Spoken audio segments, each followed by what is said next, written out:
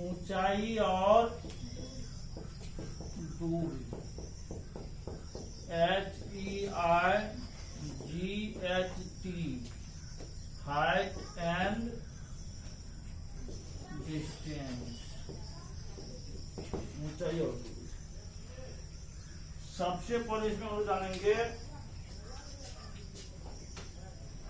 दृष्टि रेखा के बारे में। दृष्टि रेखा, दृष्टि रेखा, लाइन ऑफ प्रेक्षक ऑब्जर्वर होता है। ऑब्जर्वर मतलब क्या, जो किसी चीज को देखता है, जो किसी चीज ऑब्जर्व करता है, ठीक है।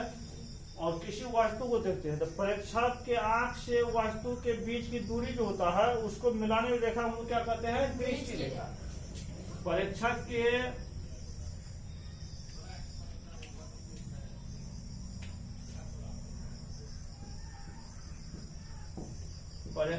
के आंख और वस्तु के बीच की दूरी मतलब क्या, जिसे हम देखते हैं जिसे वही हो गया, ठीक है। वस्तु के बीच की दूरी को दृष्टि रेखा कहा जाता है।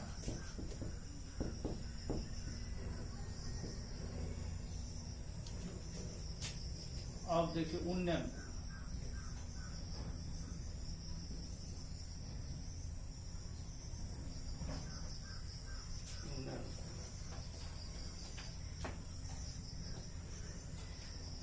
उन्नयन या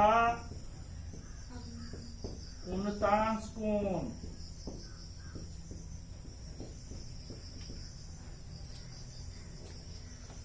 किसी वस्तु को हम लोग देखने के लिए उंगली को ऐसे ऊपर उठाते हैं, ऊपर को कोई वस्तु जा रहा है, जैसे हेलीकॉप्टर ऊपर को जाता है हम लोग नीचे को देखते हैं ना, ऊपर के नीचे को किसी। तो उन्नयन या उन्नतांश कोण होता है, कोई वस्तु ऊपर को जब किसी वस्तु देखते हैं, ठीक है, उस वस्तु द्वारा जो मेरे आंख पर जो कोण बनता है उसे हम लोग क्या कहते हैं, उन्नयन।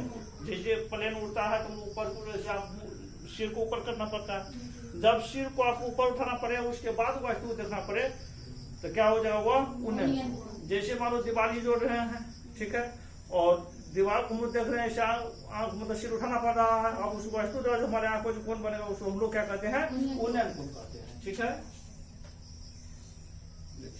जब हम किसी वस्तु को देखने के लिए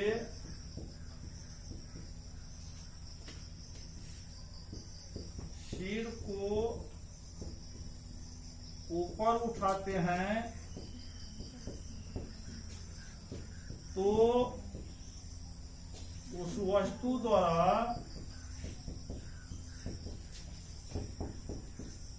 हमेशा वस्तु द्वारा हमारे आंख पर जो कोण बनता है उसे कौन सा कोण कहते हैं, उसे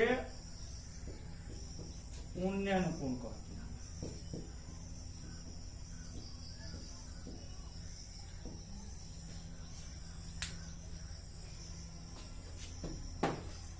नीचे की ओर देखेंगे तो कौन सा कोण बनेगा, अवनमन कोण। अभी लिखा ही रहे तो हर बार लिखाएगा।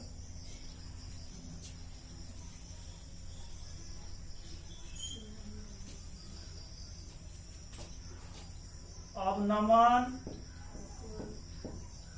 या अवनति कोण, उसको उन्नयन या उन्नतांश या उन्नति कोण भी कहते हैं, ठीक है। यहाँ लिख सकते हैं उन्नयन कोण उन्नति कोण भी कहा जाता है। उन्नयन कोण को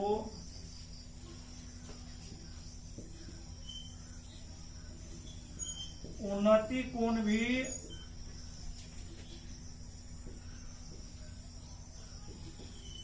कहा जाता है। अवनमन या अवनतिपूर्ण, जब हम किसी वस्तु को देखने के लिए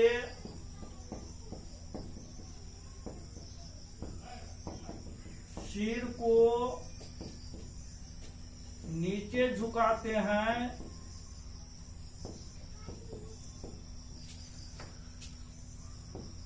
तो इस प्रकार उस वस्तु द्वारा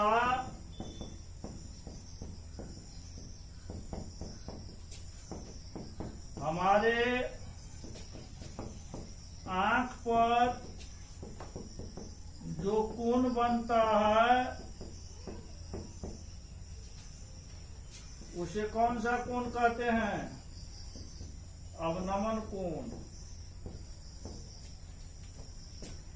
उसे अवनमन कोण कहते हैं।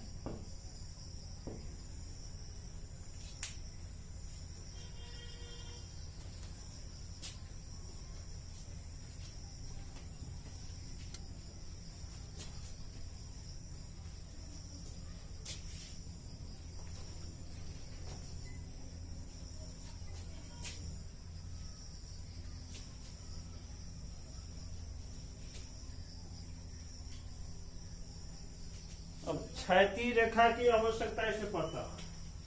क्षैतिज रेखा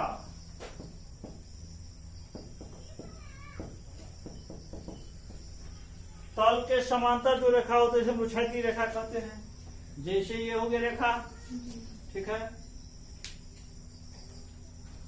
तो इसको हम लोग क्षैतिज रेखा कहेंगे, ठीक है। ये हो जाएगा दृष्टि रेखा। अब यहाँ हम लोग खड़े हैं, यहाँ किसी वस्तु देख रहे हैं, ये कोण जो बना है इसी को हम लोग कहेंगे उन्नयन कोण, ठीक है। और जब हम लोग नीचे और किसी वस्तु को देखते हैं तब जो कोण बनता है वो क्या हो जाएगा? अवनमन। सहज दिखाएंगे। किसी तल के समांतर रेखा को, सीधा तल के समांतर रेखा को, तल के समांतर रेखा को क्या कहा जाता है? क्षैतिज रेखा कहा जाता है।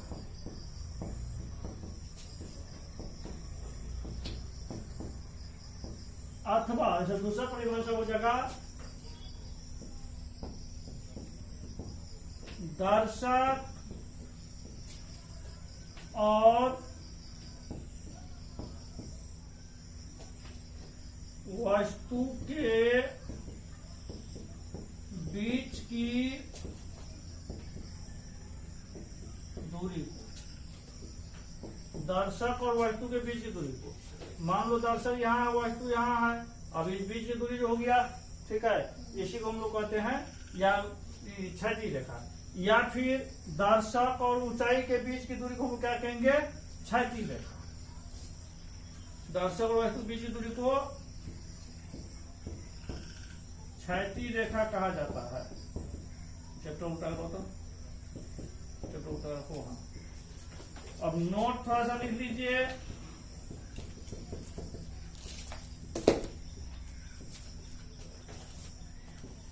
उन्नयन कोण और अवनमन कोण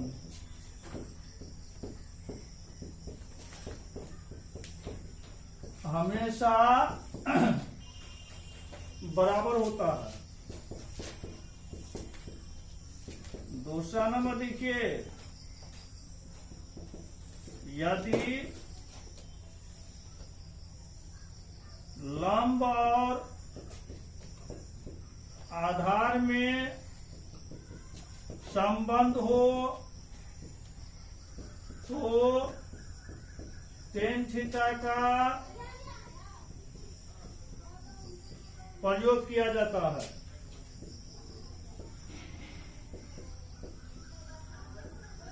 यदि लंब और आधार लंब और आधार में संबंध हो, लंब और आधार मतलब क्या?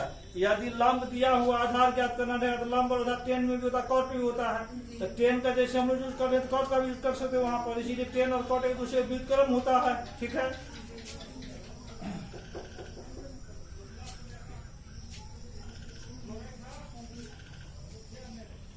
तीसरा नंबर देखिए,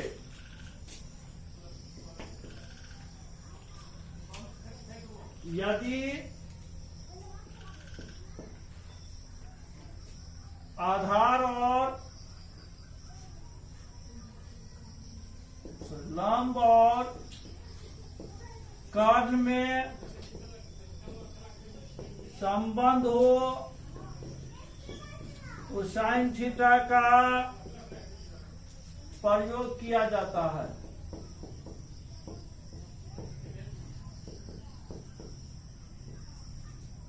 चौथा, यदि आधार और कर्ण में संबंध हो तो आधार और कर्ण में संबंध हो तो कौशिक थीटा का कॉस थीटा का प्रयोग किया जाता है। तो ये चित्र से पता चलेगा जो क्या दिया हुआ है क्या ज्ञात करना है। ठीक है,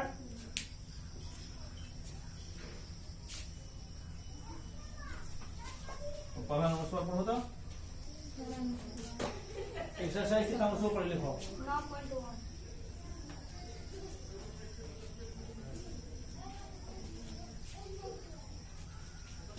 एक्सरसाइज है 9.1। पहला नंबर सवाल पढ़ो। सर्कस का एक कलाकार एक 20 मीटर लंबी डोर पर चढ़ रहा है जो अच्छी तरह से तनी हुई है और भूमि पर सीधे लगे खंभे के शिखर से बंधा है हुआ है। यदि भूमि स्तर के साथ डोर द्वारा बनाया गया कोण 30 डिग्री का हो तो खंभे की ऊंचाई ज्ञात कीजिए। ये खंभा हो गया, ये ना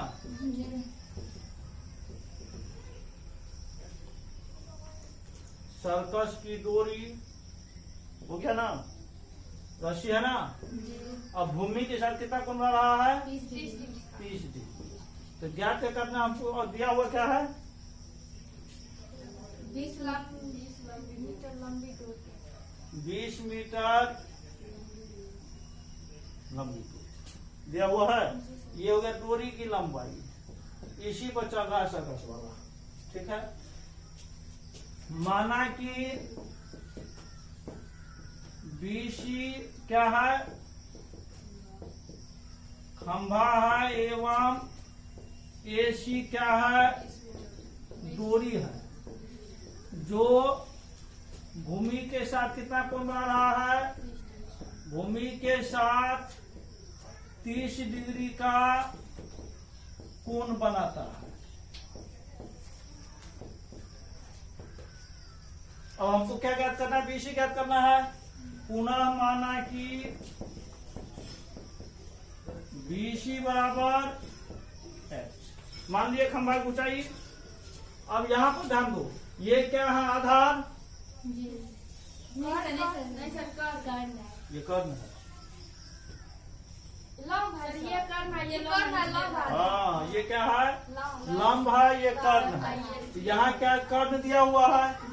लंब आपको ज्ञात करना है। तो संबंध किस में है? लंब और कर्ण में। तो लंब और कर्ण में संबंध आया तो कौन सा फॉर्मूला यूज करेंगे हम लोग? साइन का। अब समकोण त्रिभुज एबीसी में, राइट एंगल ट्रायंगल है। समकोण त्रिभुज एबीसी में साइन कितना? 30 डिग्री। पी बाय एच लंब बट्टा कर्ण, पी कितना होगा? बीसी बट्टा एसी। साइन 30 का मान 1/2, बीसी का मान मालूम है एच, एसी का मान कोना कोनी गुणाकरण होता है ना जी। 20 इंप्लाई एच बराबर कितना? 20/2। यही आंसर। अतः खंभा की ऊंचाई एच बराबर 10 मीटर हो गया आंसर। कितना भारी सवाल है देख लो। तो दूसरा नंबर सवाल पढ़ो। आंधी आने से एक पेड़ टूट जाता है और टूटा हुआ भाग इस तरह मुड़ जाता है कि पेड़ का शिखर जमीन को छूने लगता है और इसके साथ 30 डिग्री का कोण बनाता है। पेड़ के बाद बिंदु की दूरी जहां पेड़ का शिखर जमीन को छूता है 8 मीटर है। पेड़ की ऊंचाई ज्ञात कीजिए। पेड़ की पहली ऊंचाई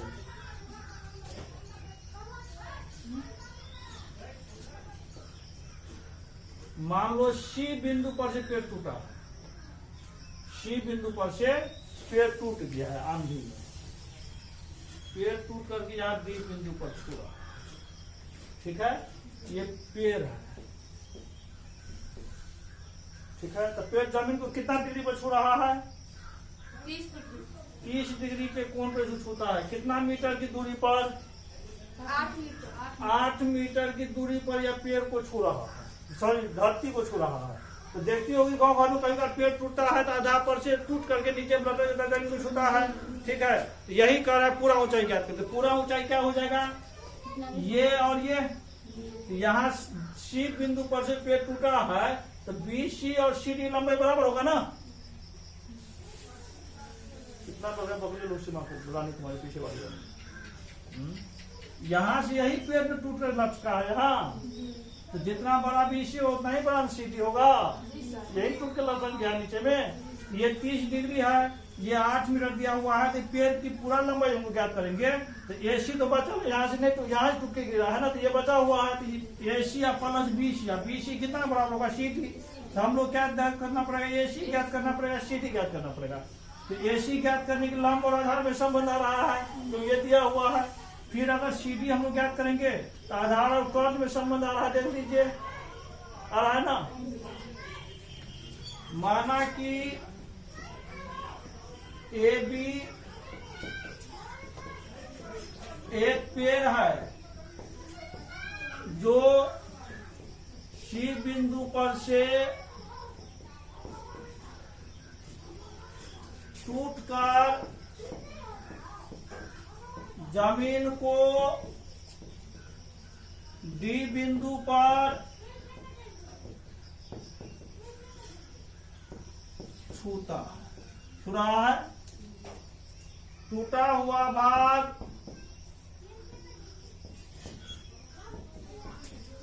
पेड़ से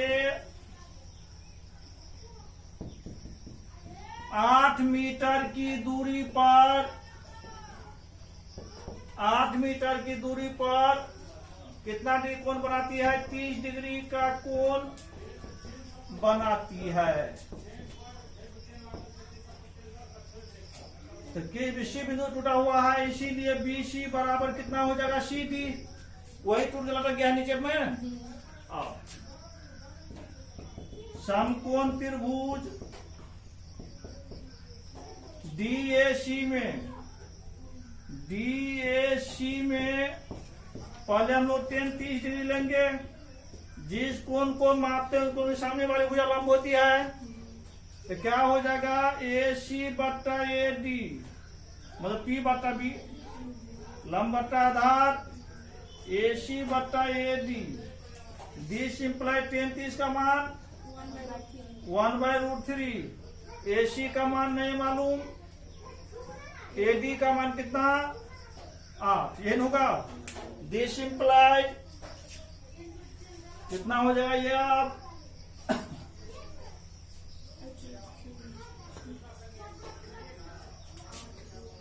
√3 AC बराबर 8, AC बराबर 8 बटा √3, ये ना। पुनः समकोण त्रिभुज वही है। अब आपको CD ज्ञात करना है, ये दिया हुआ था, आधार और कर्ज में संबंध आ गया, तो क्या लेना पड़ेगा? cos 30 डिग्री, cos 30 डिग्री क्या होगा? B/H। तो आधार बटा कर्ण हो गया AD बट्टा CD।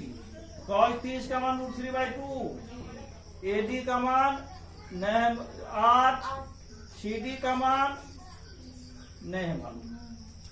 क्रॉस मल्टीप्लिकेशन गुना करो,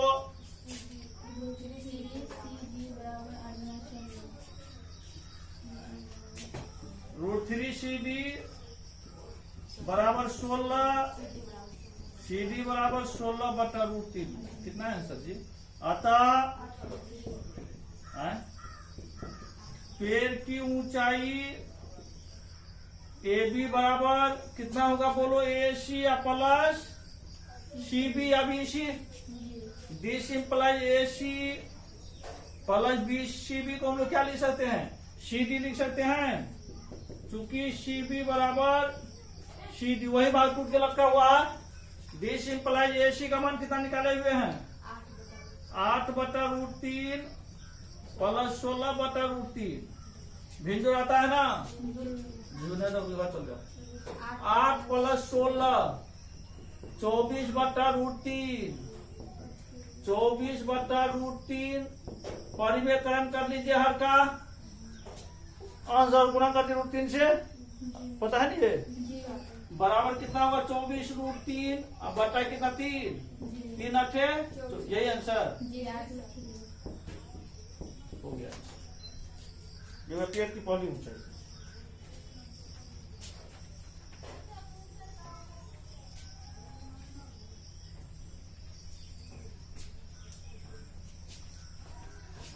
पढ़ो तो फिर अगला।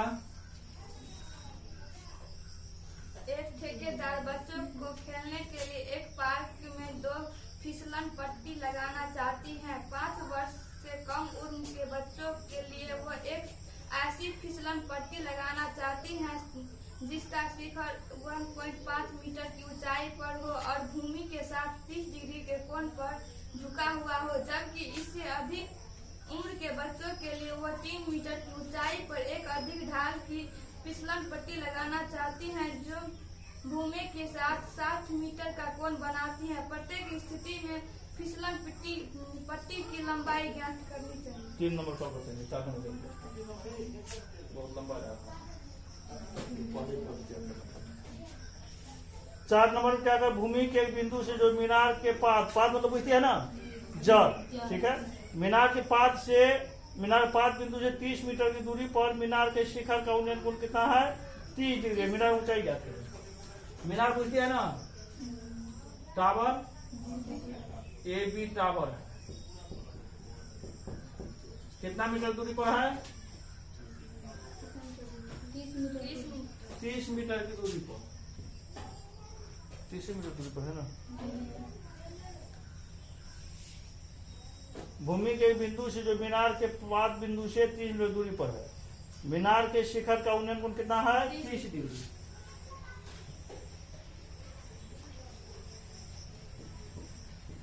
ऊंचाई h हो गया। माना कि मीनार की ऊंचाई ए बी बराबर कितना h मीटर। अब कुछ लिखने की जरूरत है, समकोण त्रिभुज CAB में देखो यार आधार दिया हुआ है, लंब ज्ञात करता है तो क्या होगा, लंब और आधार में संबंध आ गया तो क्या यूज करेंगे हम लोग, tan 30 डिग्री। tan 30 डिग्री कितना होगा P/B। P क्या है AB, B क्या है AC। tan 30 का मान √3 1/√3।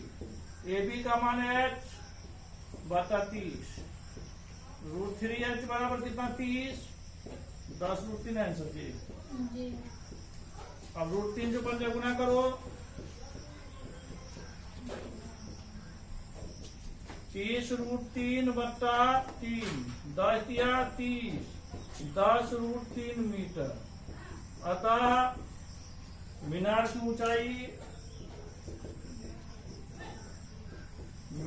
की ऊंचाई h बराबर 10√3 मीटर आंसर।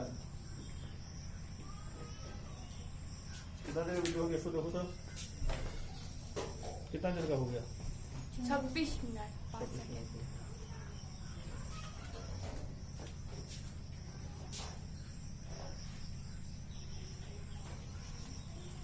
तो 5 मिनट पढ़ो तो। भूमि से 60 मीटर की ऊंचाई पर एक पतंग उड़ रही है।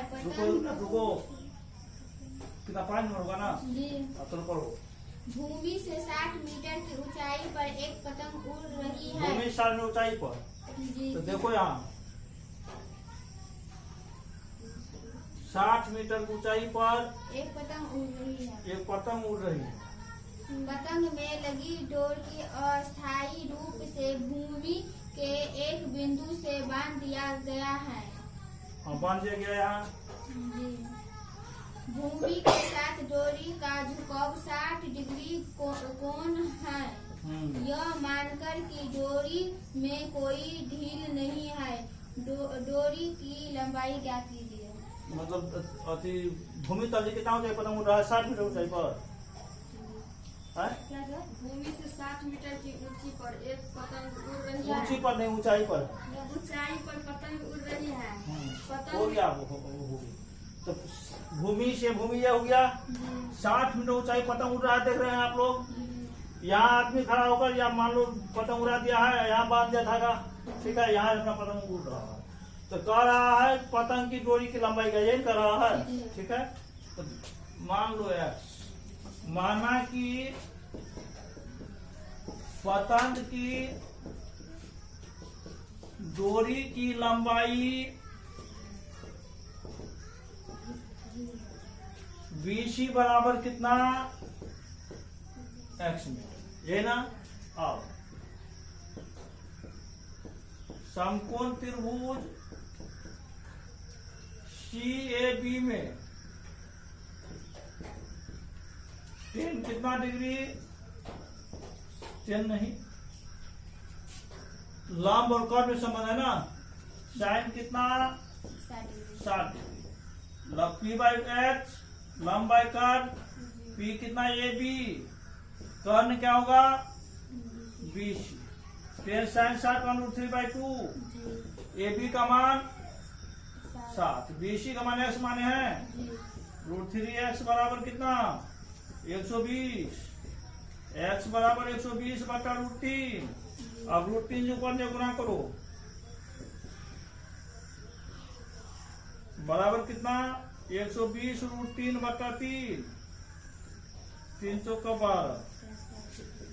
कितना है आंसर? अतः डोरी की लंबाई बराबर 40√3 मीटर आंसर।